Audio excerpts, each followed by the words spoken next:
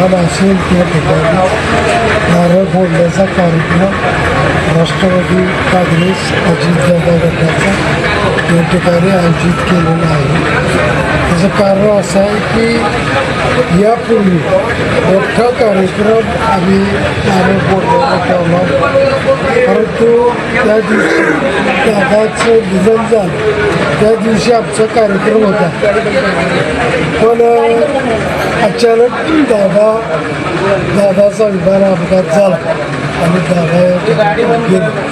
त्यामुळं आमचा कार्यक्रम आम्ही रद्द केला आणि तो कार्यक्रम आज ठेवण्यात आलेला.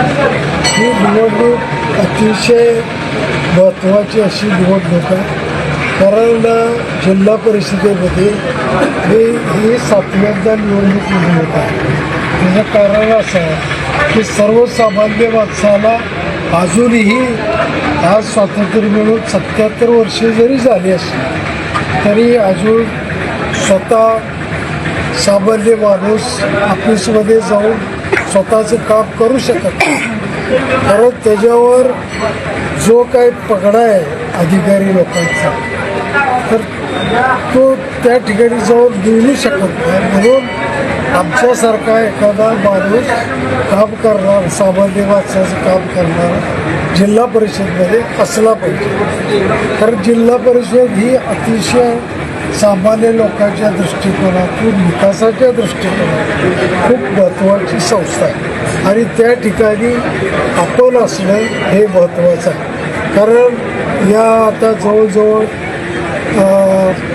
4-5 वर्ष झाली निवडणूक नव्हती आणि एकही जिल्हा परिषदेचा सदस्य ऑफिसमध्ये येत नव्हता.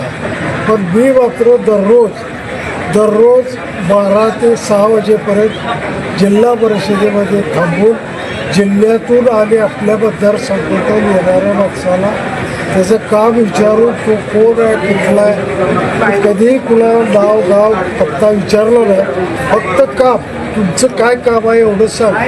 त्यांनी सांगितल्यानंतर त्याला स्वतः अधिकारी त्यांच्याकडे घेऊन जाऊन त्याचं काम करून देत होते. त्या दृष्टिकोनातून आता माझं वय जरी झालेलं असलं तरी मला या कारणानं परत निवडणुकीला सामोरं जायची पाळी आली. कारण समोर एक वेगळ्या पद्धतीचे उमेदवार आल्यामुळे मला त्या ठिकाणी उभा राहणं आवश्यक होतं. म्हणून मी त्या ठिकाणी विविध अर्पण मतदारसंघामध्ये माझी उमेदवारी जाहीर केली.